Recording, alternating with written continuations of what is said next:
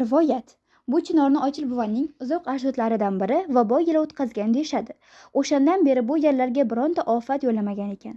Shuning uchun chinorning ziyoratiga atrof tevarakdan har yili tumonat odam kelib ketadi. Shunday bo'lsa ham uning g'o'dir po'stlog'idan pichoq yarasi, u yoqda tursin bironta tirnoq izi ham yo'q. Chunki chinorning tanasiga tig' tegsa qon tirqirarmish. Bir yili u vaqtlarda Ochil buva 70lardan endi oshgan payt ekan. Qishloqning qariyalari chinorning yoshlarini hisoblab, uning mingga kiradigan faslini taxminlab e'lon qilishibdi. E'tiqodga ko'ra, chinor mingga kirgan soati o'zidan o'zi lovullab yonib ketish kerak ekan. O'shandan keyin chinor qishloqda ham, uning atroflarida ham necha haftagacha tahlika hukm suradi. Chinorning atrofi buzar, hatto qishloq ham huvillab qoladi.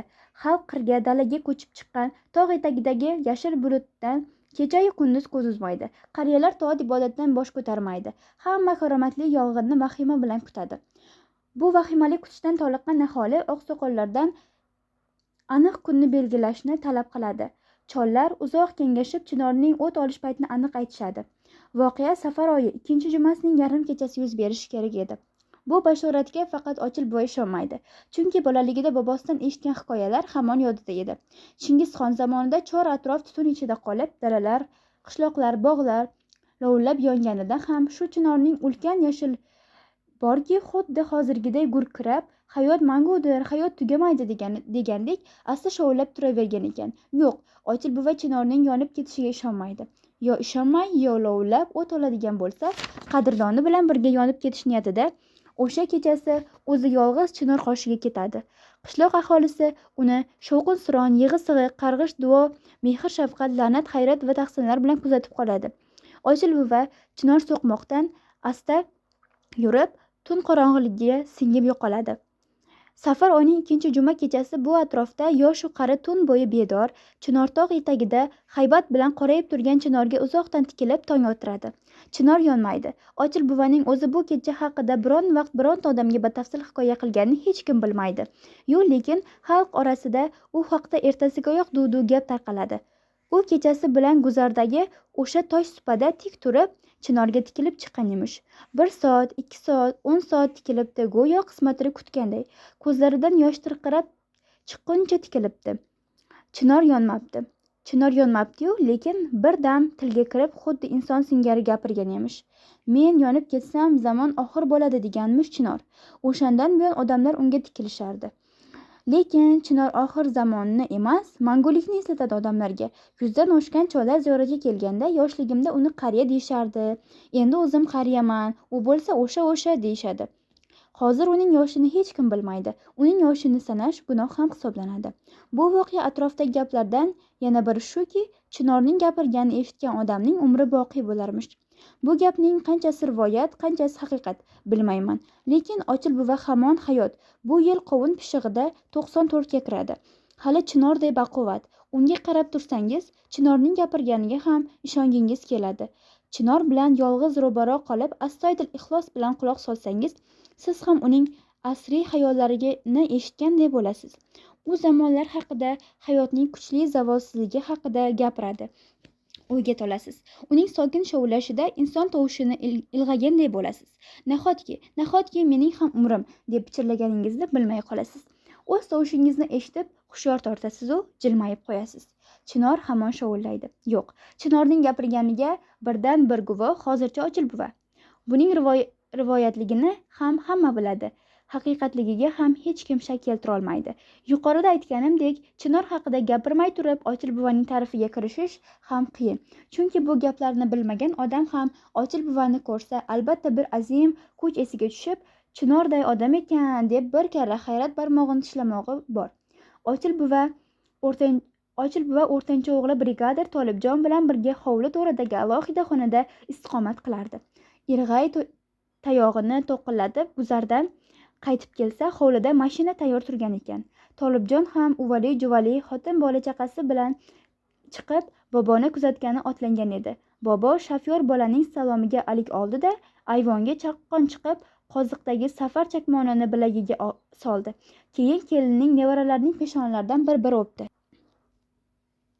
Azimjon, kun tig'iga qolmay yo'lga chiqib olaylik, dedi Ochil buva mashina tomon yurib, ichkaridan hali Oxiri to'kilmagan yangi beqasam to'n kiygan, jussasi kichik, mullavachchaga o'xshash rangi siniqqina bir yigit ikkita tugun ko'tarib chiqdi.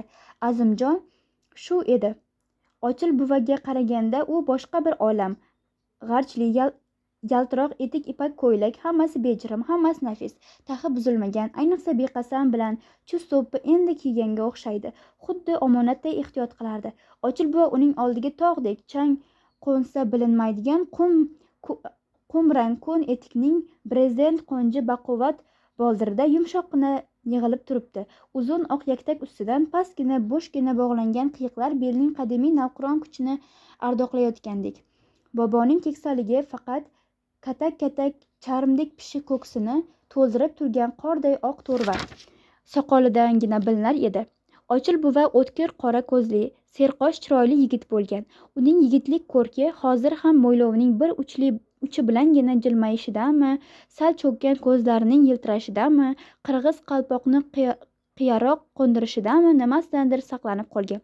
Ular tugunlarni joylab, ochiq mashinaning ikki yon kursisiga chiqib o'tirishdi. Akamni so'rab qo'ying buva, deb qichqirib qoldi Tolibjon, chug'ur bolalarni qo'ltig'iga solib. Bizchi, azizlarim, biz qayerga o'tiramiz? Biz ham borishimiz kerak-ku. Ochil buvadan gap ochgan ekanmiz, u bilan yo'lga chiqishimiz zarur. Bu uning umr yo'li desak, katta ketgan bo'larmiz. Yo'q, bu uning har yilgi oddiy safari. Lekin bu safarda ham u mana shu ona yerga, haligi azim chinorday tomir yoygan katta oilasining bir qismini aylanib, jigarbandlarining holidan xabar olib, otalik burchini o'tab qaytadi. Ne odamlar, voqealar, taqdirlar. Qiziqmi? Qiziq deganlar yuraversin. Ketdik. Siz bilan bizga joy ham zarur emas. Chetdan kuzatib ketaveramiz. Mashina hademay asfaltga chiqib oldi. Hali quyosh ufqda. Yo'llar shabnamdan qorayib, uzoqlarga chorlab turibdi. Dovonlar qirlar oshib o'qday uchargan. Ochil buva uzoq tog' etagida g'uj bo'lib o'tirgan chinor qorasidan ko'z olmas edi. Azimjon esa ufqacha qizarib yotgan kakra gulining tungi uyqudan bosh ko'tarishini birinchi ko'rishi bu cheksiz gilamning lovullashidan ko'zi tolgandagina bobosiga qarab gap qotadi. Qaysi yo'ldan yuramiz bobo? Uzoqda oltinlangan bug'doyzorlar, paxta dalalarini shartta kesib ufqqa sanchilgan yo'llar yaltirar, yaylovlarda ilon izi so'qmoqlar chuvalashib yotar edi. Bu yo'llarning qaysi biridan yursang ham bironta jigarbandingga duch kelasan, bolam, dedi Ochil buva olislarni ko'zi bilan birato'la ilg'amoqchiday uzoqlarga qarab. Xo'rsindimi? Dala havosidan o'pkasini to'latib nafas oldimi? Soqol enlagan ko'ksi qalqib ketdi. Ochil buva bolalari-yu nevaralaridan 137tasini biladi. Undan narisining evara-chevaralarning hisobiga yetolgan emas. Bu oila butun o'lka bo'ylab yoyilgan. Mana bu qadrdon ota tuproqning har qarichiga ildiz otgan bu avlod bir yeriga bir nayza sanchsang, shularning tomiriga tegadi. Kattakon bir yil. Lekin bobo uchun esa oddiy oila. Bolalarim deydi. Azimjon 40larga borib qolgan bo'lsa ham, Ochil buva unga bolam deganida yarashib turadi.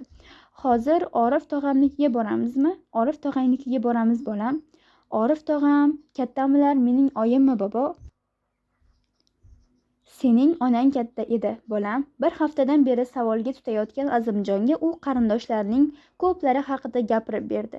Orifjon tog'asi haqida ham hikoya qildi. Lekin hammasini gapirib tugatib bo'ladimi? Qaysi birini aytsin? Bularning hammasini gapirib berishdan bitta borib ko'rish oson. Buning ustiga bobosining hikoyalariga Azimjon uncha tushunqiramayapti ham shekilli. Urug'ini zamon shamoli uchirib, begona yurtda uni chiqqan bu zaif nihol boboning dengiz dovuliday shiddatli va go'zal hikoyalarini ko'tara olmadi. Chog'i oxiri ishonmay qo'ygani bilinib qoldi. Shuning uchun Ochil buva uni o'zi bilan safarga olib chiqishga qaror qildi. Azimjon begona yurtda tug'ilib katta bo'lgan, ota yurtimda qavm qarindoshu avlod ajdodim tamom qirilib ketgan degan fikrda edi. Dafatan butun bir el, yuzlab jigarbandi, bu tuproq, bu manzara, bu tarix, bu afsonalar va voqealar barchasi o'ziniki ekanini hali aqliga sig'dira olganicha yo'q. Azimjon o'zi badavlat qarcholon yigit, yoshidan buyon Qorako'l bo'yicha noyob mutaxassis. Tug'ilgan yurtidagi katta Qorako'l firmasida salmoqdorgina ota meros ulushi bor ekan. Esini tanibdiki, bobolar yurtiga bir ziyorat qilishni orzu qiladi. Mana Leningrad auksioni bahona bo'lib kelib qoldi. Avval xalqaro auksionda mashhur bir firmaning eksperti to'satdan yo'qolib qolib anchagina to'polon bo'ldi. Keyin Azimjon bobosini topgandan so'ng qayerdaligini va u bu o'lkada bir fursat qolajagini bildirib g'avg'oni tinchitdi. Mana bir haftadirki u buvasi bilan birga ota bobo rasmiga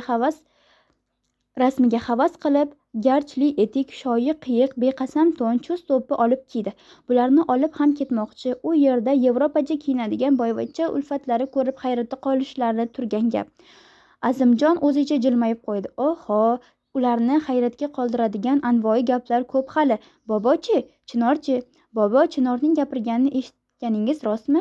Bu vaqt ular Qoraqarg'a degan dovondan oshib, ko'z ilg'amas keng tekis yaylovga chiqdilar. Nayzaga kelgan oftob mashinaning oldingi oynasiga charaqlab ko'zni oladi. Ro'paradan esgan issiq shabada yuzlarni yalaydi. Bu ulug' sahroning etagi edi. Ufqlar sarg'ish, garmsel ham o'shaniki. Yaylovda podalar yoyilgan, yo'l chetida chorburchak qilib qirqilgan supadik marmarlar yumalab yotibdi. Kon yaqin. Samosvallar buzilib, yukini tashlab ketgan shekilli.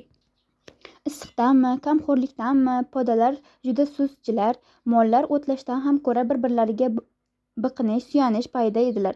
Ochil buva qoshini chimirgancha o'y surdi-da, mashinani to'xtatib, xarsak soyasida bir-birlarining pinjiga biqinib, suyanib turgan ikki qo'yning oldiga bordi.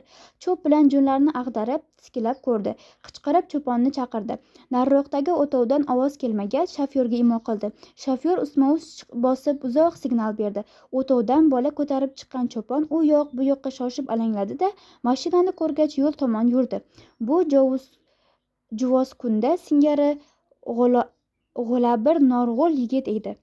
Qo'yga oqsil tushibdi-ku, bola, nima qilib o'tiribsan, dedi Ochil buva. Cho'pon dovdirab tutilib qoldi. Oqarinqirab ketdi. Nima deyishini bilmay qo'ldagi chaqaloqni ko'rsatdi. Buning oldidan ketolmay qoldim, ota, tobi yo'q.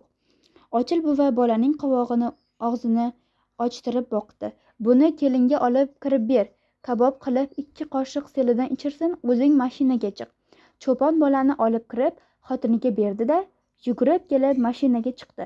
Ochil buva ketguncha unga tayinlab bordi. Darrov karantin e'lon qilish, yo'llarga dorilangan qipiq solib postlar qo'yish, ko'plab veterinar olib kelib, saratonga qoldirmay ofatni bartaraf qilish. Girdig'um yigitning ko'zlari borgan sari katta ochilar edi. U ahvolning jiddiyligini endi tushundi shekilli. Qo'ton oldida mashinadan tusharkan, "Xo'p bo'ladi, Ochil buva", deb tinmay takrorlardi. "Qimizing bormi?" Yigit yugurib borib, qo'ton orqasidagi o'tlovlarning biridan meshta qimiz olib keldi. Ochil buva, Azimjon, shofyor navbatlashib 2 kosadan shimirdilar.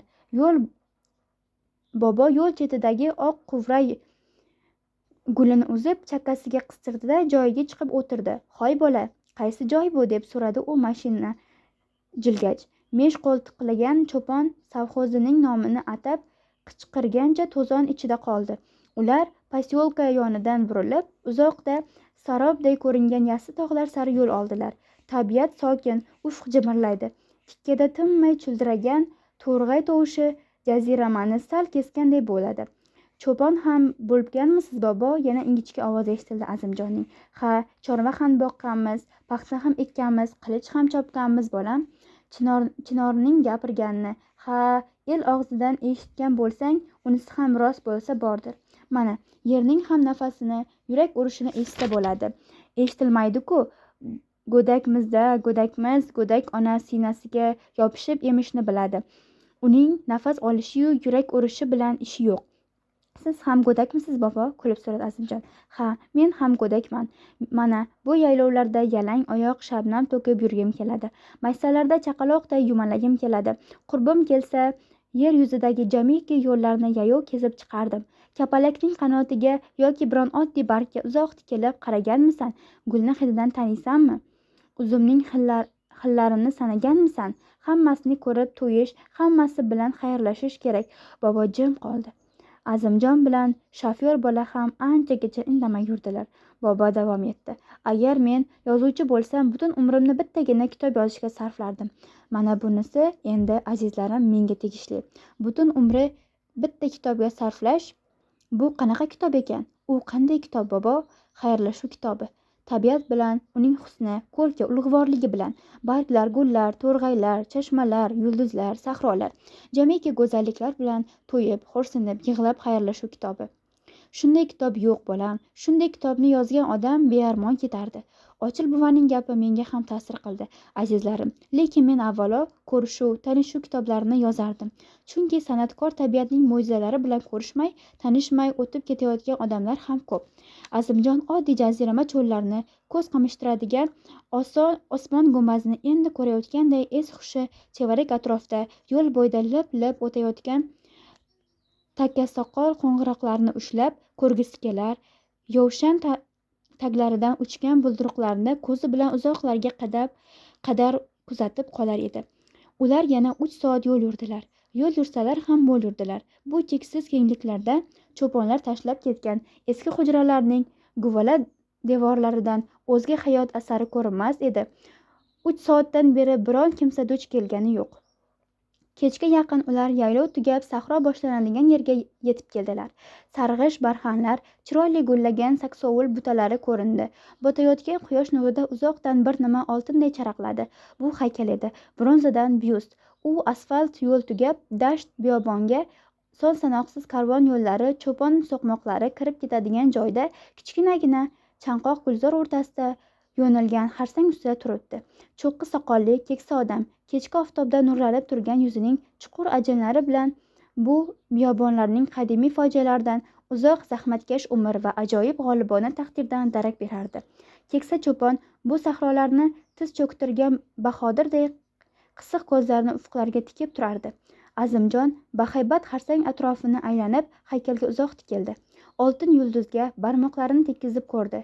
Haykal qarshisigacha ataylab kelgan tikka asfalt yo'lga, kimsasiz bo'shliqlarga, dengiz ufqiday uzoq shafaqdan tovlangan ufqqa tikildi. Keyin keksa cho'ponning oltin chehrasiga yana razm soldi.